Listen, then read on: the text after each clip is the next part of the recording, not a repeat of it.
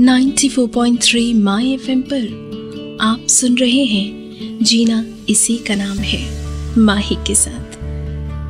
Christmas week शुरू हो चुका था। शेली पिंटो के 3 बेटे, बहुएं, पोते पोतियां सब अपने एंसेस्ट्रल घर आ चुके थे। कुल मिलाकर 13 जने एक छत के नीचे क्रिसमस सेलिब्रेशन के लिए। ये रूल था पिंटोज का, हर साल क्रिसमस अपने पुश्तैनी घर मसूरी में साथ मनाने का। जॉब्स के चक्कर में बड़ी सिटीज में रहते थे, चाहे पूरे साल भर मिले या ना मिले, लेकिन क्रिसमस वीक सिर्फ और सिर्फ फैमिली के लिए। बातें करें, लाइफ के किस्से सुनाते, सब अपने अपने काम में बिजी थे। बेटे घर की सालाना मरम्मत करवा रहे थे, बहुएं किचन में केक वगैरह बनाने में लगी थी, और बच्चे अपने फेवरेट काम डेकोरेशन में। भरा पूरा घर देखकर अच्छा लग रहा था शेली को। कितने टाइम बाद हंसी सुनाई दी थी घर में। सब उन्हें स्पेशल अटेंशन दे रहे थे, उन्हें चीयर अप करने के लिए मस्ती मजाक कर रहे थे सब। फिर भी मन बेहद उदास था उनका।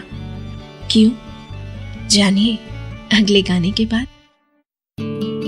94.3 माई एफएम पर आप सुन रहे हैं जीना इसी का नाम है माही के साथ।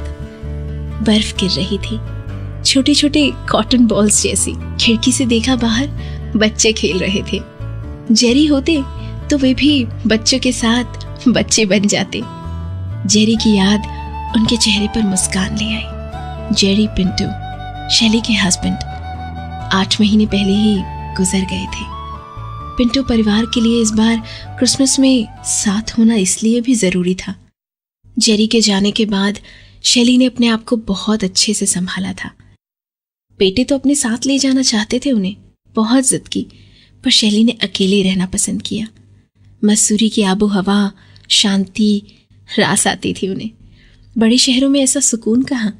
और फिर खेतों को कौन देखता, फूलों की खेती। जेरी को बहुत शौक था बागबानी का, सीजनल फ्लावर्स उगाना और लोकल मार्केट्स में सेल करना। पहले पार्ट टाइम और रिटायरमेंट के बाद फुल टाइम जॉब हो गया था, जिसमें शेली पूरा साथ देती थी। 30 साल का साथ, 30 क्रिसमस एक साथ। जेरी के बिना अधूरा लग रहा था। एक लंबी सांस के साथ शेली ने क्रिसमस ट्री की तरफ देखा। वो भी अधूरा लग रहा था, कुछ मिसिंग था उसमें। क्या?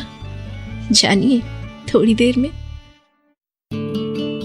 94.3 माई एफएम पर आप हैं माही के साथ। शेली हर साल क्रिसमस ट्री जेरी के साथ सजाती थी। आज भी याद है उन्हें जेरी के साथ अपना पहला क्रिसमस। उन दिनों दिल्ली में रहते थे, नई नई शादी हुई थी। बहुत रोमांटिक लग रहा था उन्हें देर रात तक जाकर ट्री सजाना। बड़ी मेहनत से डेकोरेट किया था, पर जेरी को कुछ कमी लग रही थी ट्री टॉप पर लगाने वाले गोल्डन स्टार की। आखिर ट्री की असली ब्यूटी उसी से तो होती है। जेरी ने टिन शीट को स्टार शेप में काटा, कील से ठोककर नीचे एक कोन शेप का स्टैंड बनाया, उसे गोल्डन पेंट से रंगा। गोल्डन स्टार रेडी था।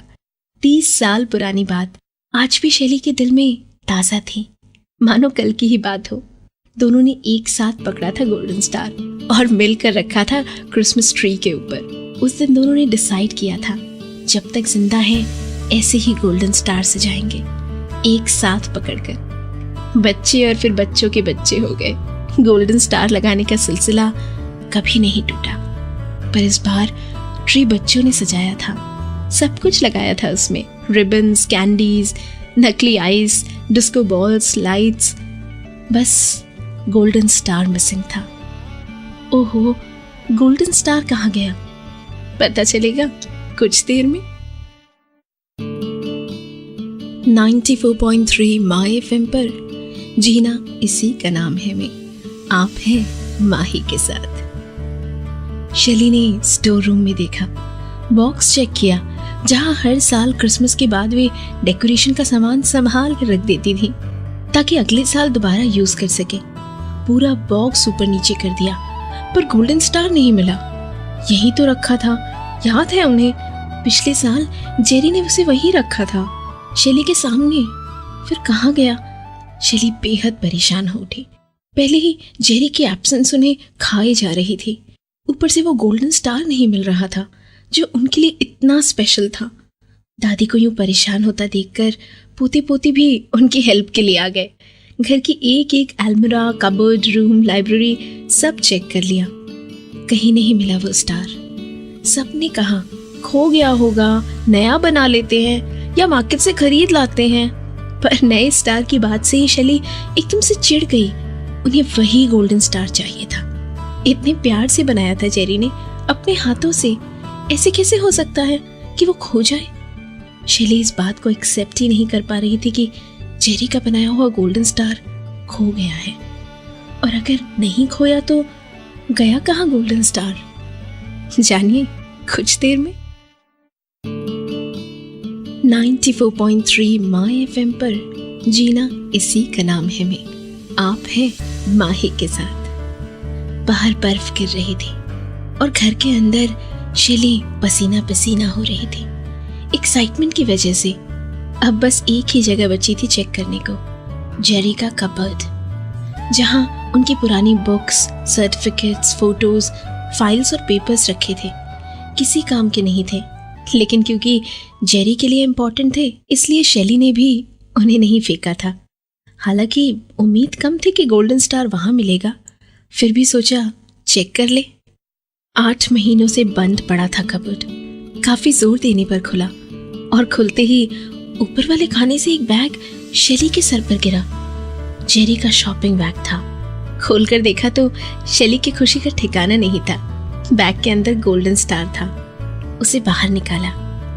ये क्या, स्टार तो टूटा हुआ था। नीचे का कोन स्टैंड भी खुल गया था। शैली की आंखों में आंसू आ गए। स्टार को उलट पलट कर देखा। कोन के अंदर कुछ फंसा हुआ था। क्या, बताऊंगी इस गाने के बाद।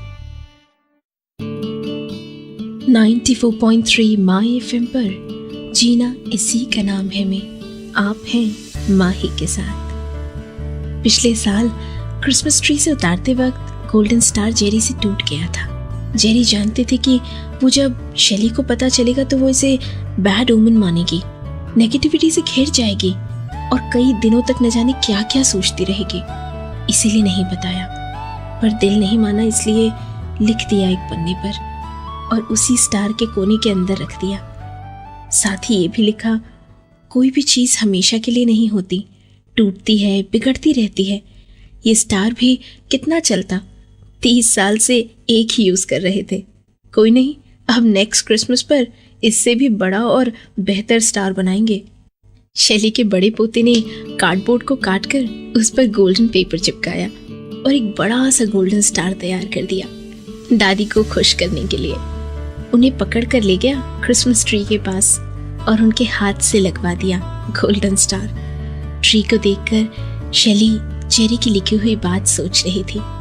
दुख तो होता है जब अपनी फेवरेट चीज़ या इंसान से दूर होना पड़े, लेकिन यही जिंदगी का नियम है। जो चीज़ दुनिया में आई है दुनिया से जाएगी ही। पिछली बातों को भूलकर आगे बढ़ने में ही समझदारी है।